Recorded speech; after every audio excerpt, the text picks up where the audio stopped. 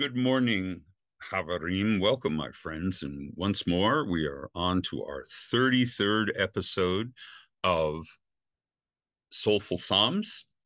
Today, we're going to be focusing on Psalm 95, which is the opening psalm for the series of 6 psalms that are recited in the approach to Shabbat. I'm going to talk a little bit about the origins of that part of our service. And then I'll talk briefly about Psalm 95 because I don't have a huge amount to say about it. So, for most of the history of Jewish worship, Friday nights were like every other night. We did the same basic service that we would have done on a Monday, Tuesday, Wednesday, Thursday, Friday, Thursday night. We would start more or less at the Hatzi Kaddish, and we would do the blessings for the Shema, the V'ahavta. Then we'd move on to the Tefillah. We'd say the prayers of Tefillah. Usually there would not be a sermon on a Friday night because everyone was hustling home in order to prepare their Shabbat meal. But instead, we'd wrap up with the Aleinu and the Kaddish and whatever closing songs were popular in the Middle Ages. And that was that. And for most people, that was fine. But the Kabbalists, our esoteric brethren, felt like the weight of Shabbat required a little bit more attention. The gravity of this day merited a little better wind-up or approach to it rather than just doing it like every other Friday night or every other evening service. So what they did was they created a series of 6 psalms that concluded in Lechado D. Of course, we can't help it. We got to put little extra things before and after. It's so Jewish.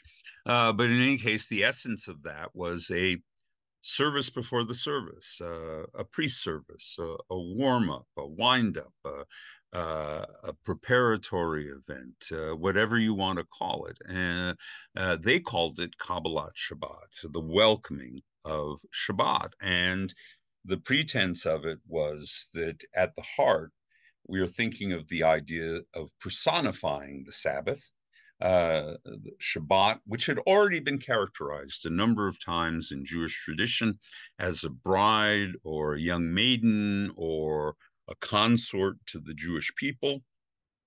The Kabbalists ran with that, and then they added the poem Lecha Dodi, which is the culmination of the service.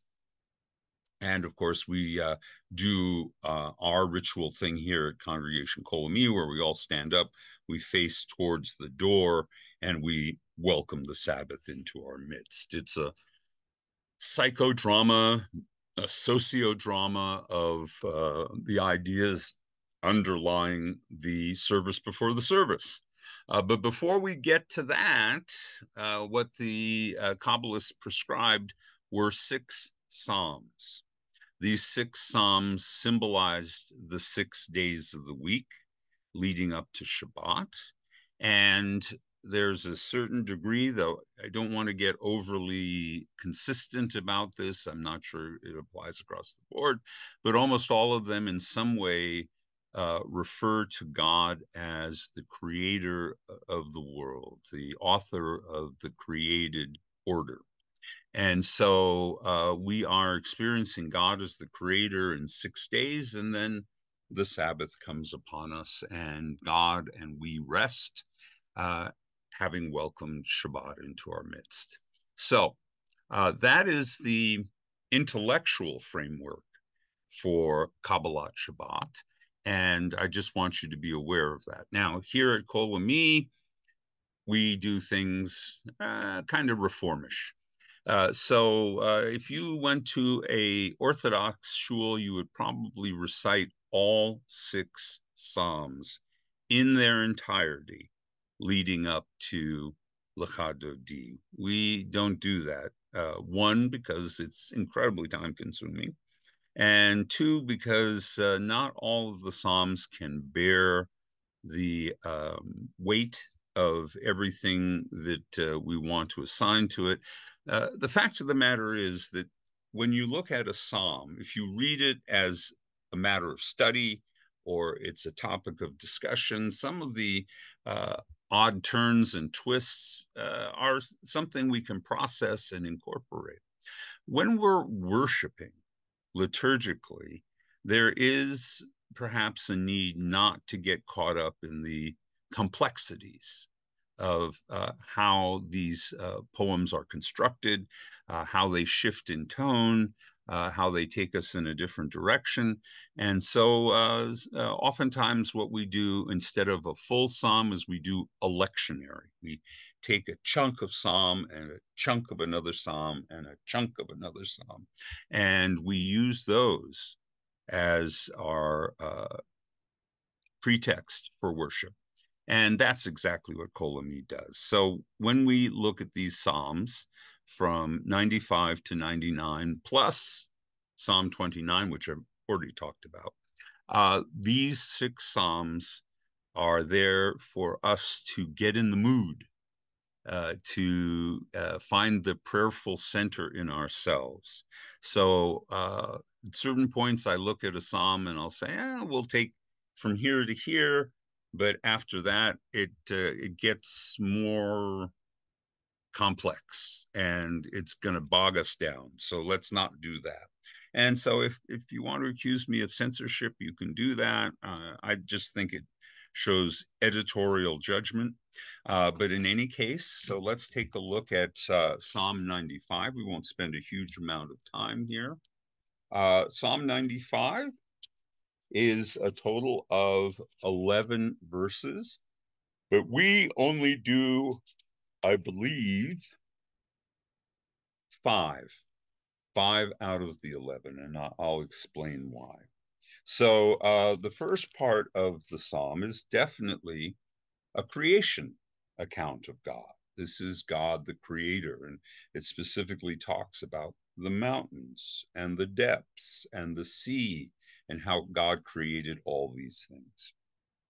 Once you get down to verse 7.5, because that's where the idea breaks. At 7.5, 8, it turns into a reproof, a criticism, a warning, as it were. Do not be stubborn, as at Meribah. Meribah? Meribah is the place where Moses was confronted by the people because there was no water. So it is an exemplary moment of the people's rebellion. And on it goes. It talks about how God was tested by the ancestors and about wandering 40 years. Again, I think this is a tendency to derail our spirit of praise. So I have eliminated this last part of the psalm. And so we simply recite the creation drama in the beginning of the psalm. So how does it go? It goes like this. Come, let us sing joyously to Adonai, raise a shout for our rock and our deliverer. Let us come into his presence with praise. Let us raise a shout for him in song. Nice parallelism, shouting, praising, song, etc., etc. For the Lord is a great God. And then this rather interesting little quirk that most of us overlook, but there it is. The great God of all divine beings. Literally in Hebrew, it says Elohim, gods. So the master of gods, the master of divine beings, how do we make sense of this? It could be that it's very archaic and it's referring to a presumptuous time in the past when a presumed time in the past where our ancestors believed that Adonai was the greatest of all gods, but they believed in multiple gods. And yes, we did that. Just in the Haggadah a few days ago, we talked about how we were once idolaters And this psalm may imply that. Or Elohim may be referring to the angels, the divine court, the divine beings that are not really God, the lesser beings, the hypostasis, the minor figures, etc., etc. I'm not sure how to interpret this, but it's poetry. And sometimes you don't have to come to a fixed meaning of it. In any case, God is the great God of all divine beings.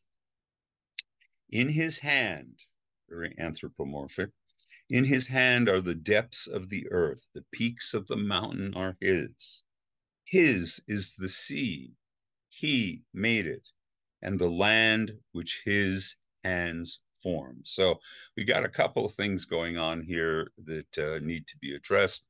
One is the hand and hands that make everything. God shapes the world, as it were. And of course, we don't really think God has hands. God could have hands, I suppose, cosmic size hands. But Maimonides correctly points out in his introduction to Moreh Nevuchim that all the anthropomorphisms that are assigned to God actually have figurative meaning as well as literal meaning. And we are probably right to read any anthropomorphic reference to God as a figurative interpretation. So Maimonides goes from the beginning and end of the Bible, and he says, look, sometimes a hand is just a hand, but sometimes the hand of God is something that hands don't do.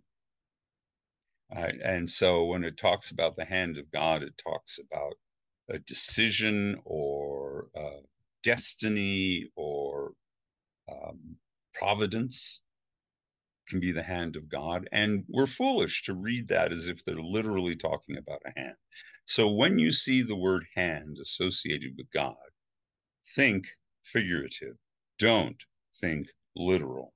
And he does that again and again with each and every one of the anthropomorphic images that are associated with God. Eyes, and nose, and ears, and hands, and arms, and legs. These are all meant to be metaphors. They're meant to be figurative. And Maimonides has the receipts. He knows that these words are used figuratively in many places in the Bible, and he demonstrates that. So he says the smart Jew reads all of these things in a figurative fashion when these words are applied to God. All right. So, and then it goes on and says, come, let us bow down and bend the knee before the Lord our Maker, for he is our God, and we are the people he tends, the flock of his care. I'm going to stop there, because then we get into the whole Mirabah and the generation of the wilderness and things like that. And we don't care about that. Rather, what we are thinking about is that every time we look out at the world and we have a sense of the sublime. Now, sublime is a great word. Can you define it? Sublime means something that is awesome and awful at the same time. Sublime means when you look at the world and you see intense beauty, but you also have a profound sense of how small we are in this universe, how insignificant we are in the face of all this beauty. That's sublimity.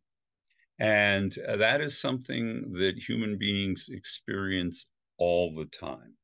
We can have sublime feelings related to nature, which is what's going on here. We can have sublime feelings related to our personal relationships. I don't think it's unfair to say that I both love and fear my wife. So our relationship is sublime in that regard. And it applies again and again. There are so many places in the human experience where we encounter the sublime. And we need to connect that back to God, the Creator, who makes things sublime. That's the essence of what I want us to take away from Psalm 95. as we recite it on Friday nights, as we think about it right now. And so the sublimity of the world and of the God that creates that world, that is the centerpiece of this psalm. So thank you all for listening. And I will continue with Psalms 96, 97, 98, 99, and we'll skip over 29 because I've already talked about it. But that will get us up through Kabbalat Shabbat. Thanks for listening. See you next